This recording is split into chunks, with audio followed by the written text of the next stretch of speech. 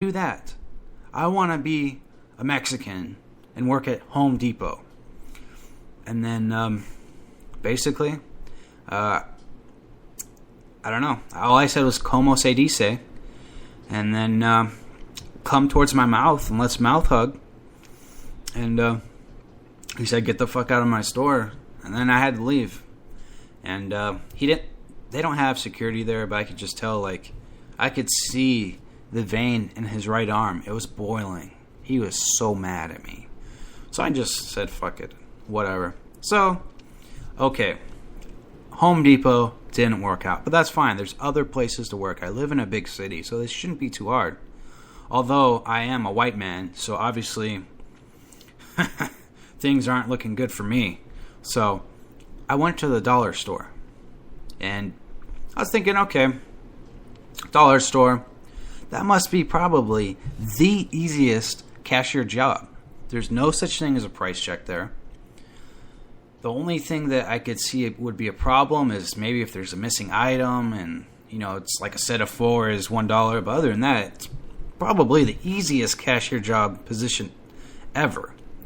And so it went well. You know, I told them that I did help the manager count the change at night. Because although I was a fry cook, we basically switched positions once the McDonald's was closed, and because he had to go smoke pot back there. He does have a medical marijuana card, so it's okay. And I'd count the money for him, and I might have taken a little bit of money here and there just because I was only making $8 an hour, and that's not good. It's hard to survive off that. It's hard to live off the streets on $8 an hour. So, when I did this whole dollar store thing, I demanded a fucking employee discount. I said, listen, you know, it's not fair that, you know, all these suckers around here, they're paying $1. Hey, what about me, the employee, the little guy, you know? And they start you off there about 8 too. So, I was like, look, I'm just going from one job to another. I want something. I said, look, at McDonald's, we got free food all the time at the end of the day. And so I think it's only fair that if I worked at the dollar store, they give me a discount. And I demanded a quarter discount because I said, look, hey, if I'm going to be working here, I'm going to be buying stuff here. And that I was walked out because an officer was there. And I started yelling and screaming. I was like, listen, bitch, I want the fucking discount. And this asshole had the audacity to... You should have been there. I should have had GoPro. Man. So I just said, fine, I can't get a damn discount, then what good is this place? And then so I was like, you know what? Who put me in this damn position to where I lost my damn job? That's right, McDonald's fired me.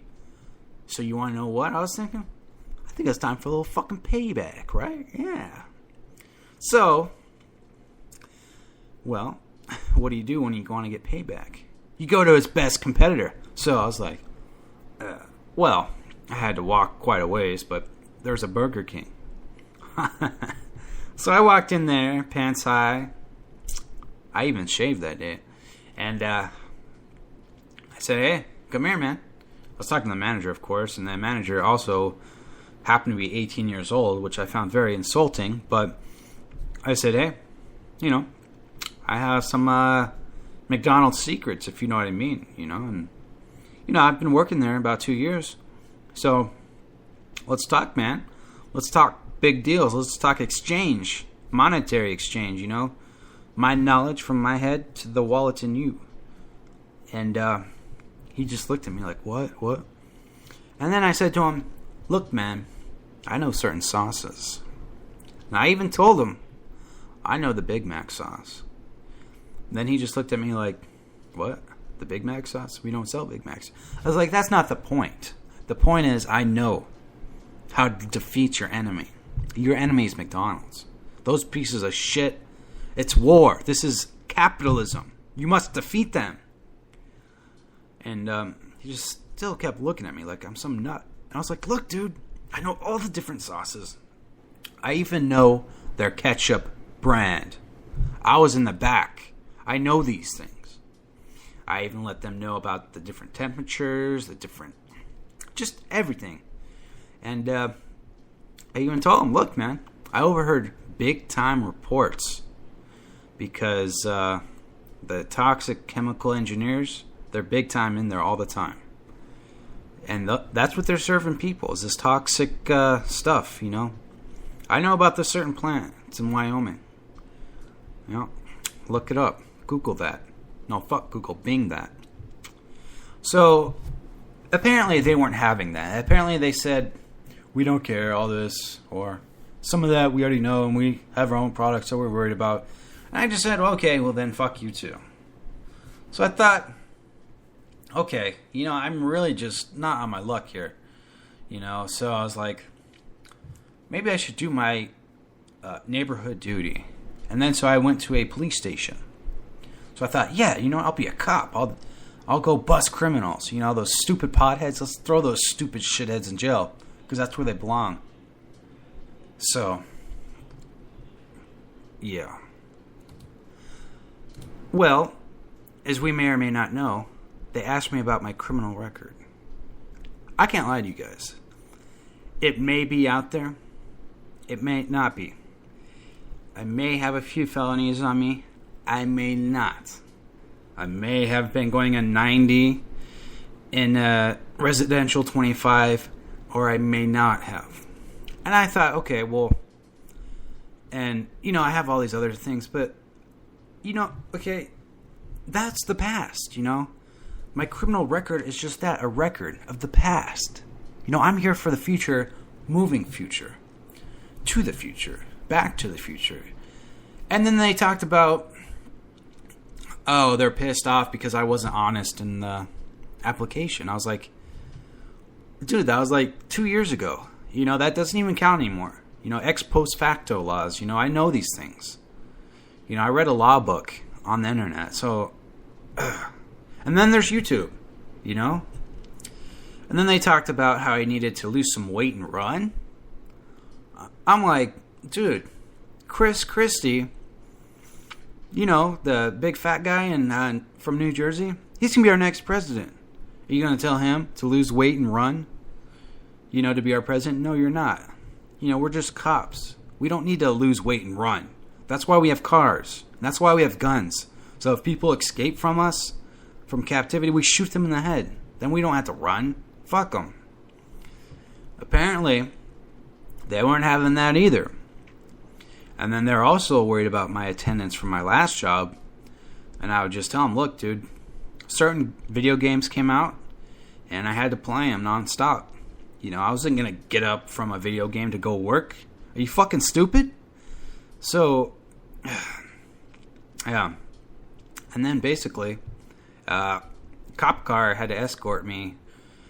They felt bad for me because they knew that the intention was pure on my end. So a cop escorted me to the Job Corp. Now, if you guys don't know what the Job Corp is, that's where they put a whole bunch of weirdos and failures and losers. If you want to say loser, if you want to call me a loser, you can. That's fine with me, because that's the way things are feeling. And then, so I talked to someone there, and they said, hey, you know, it sounds like you're not doing too well retail. You know, maybe get out of the fast food industry. I was like, fine. So they suggested Petco. And I was like, oh, Petco. If you guys don't know what Petco is, it's just like it sounds. Pets. They sell pet stuff there. Pet supplies, animal supplies, whatever. So I went there, and then I talked to the people there. I was like, I just want to work around my most favorite animals. You know, like otters, sharks, mice, lizards, chameleons. Different things like that, you know. And they just kind of looked at me. I was like, what, you know? We're here to work around our favorite animals. And they're actually really impressed by me. I mean, I might have lied on the resume. Bullshit them about all these different jobs I had that I didn't work at all, and I might not have included my last job, and just this huge bogus thing. And But I had to reject the offer. You know why? They're offering way too much money. They said they'd start me off at $9. I'm like, look, man, I'm an $8 man. I don't work for more than $8. You know, that's what I'm worth. You know, I'm not going to make this company lose money on behalf of me. Okay? I'm $8. They wouldn't settle for lower. So they were getting all squeamish about that. They did not like that. And then so I was like, well, you know, come on. And I started talking to him. Then the manager came out. He's like, what, really? You just want less? Then so he made a call to headquarters, and they started doing all this and doing all that. But then the guy, you know, obviously, what else are you supposed to do when you're in the aquarium section? So I was throwing pennies in the aquariums, and, you know, I was getting my skill set, you know, because that's what you do. When there's an aquarium and there's fish, you got to throw a penny inside it a few times a day. That's good luck, because that copper, that's good for them, good for the metabolism. So he came back, and he's like, what the fuck are you doing? I'm like, throwing pennies into the aquarium? I don't know. I guess that really pissed him off. So, yeah, I basically got escorted out of there. And so right now, I don't know. Maybe I'm done with work. I tried so many different avenues. I tried what was available towards me. And so, I'm sorry, guys. I failed. You know, maybe I don't want to go into the black market and sell drugs. Everybody can do that. But I don't want to break the law. I'm a good citizen here. I want to remain so, if you guys know what I mean. But anyways, I'm going to go ahead and do a small break here. I'm going to put on a song. Let's see. Am I going to do a song? Or oh, wait, no. I lied. I'm going to play some of my promos. How about that? All right? Good. Hey, Pete, do you see that? I sure do, Willie. What is that? Not entirely sure, Pete. Looks like a bright ball of light. Sure does, Pete. It looks to me like it's getting bigger. It's heading right for us, Willie.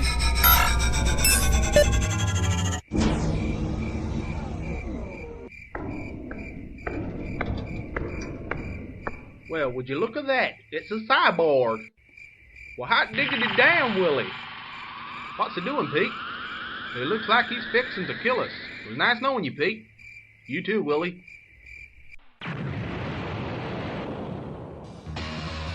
Welcome to one of the finest shows on Spreaker, the Apocalypse Show.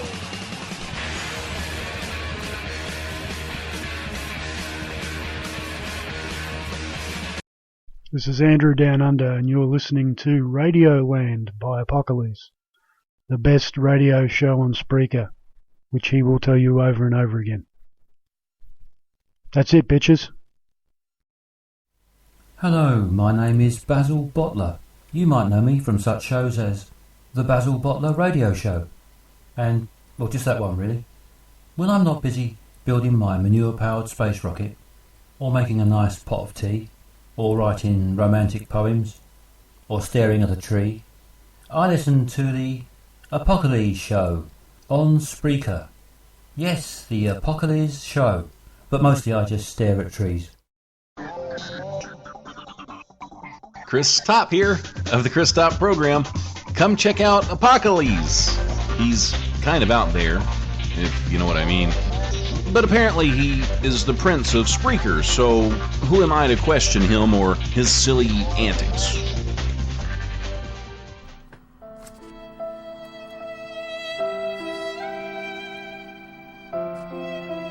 Hello, my friends. I'd like to tell you about a special fundraising effort.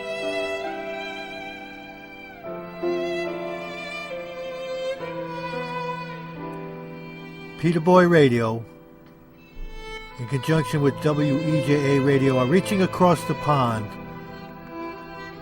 to benefit those that are suffering a similar malady, the horrific disease we call cancer. So we're going to be asking you to reach into your pocketbook or pockets again to assist those who need help at this dire time. The diagnosis is tough.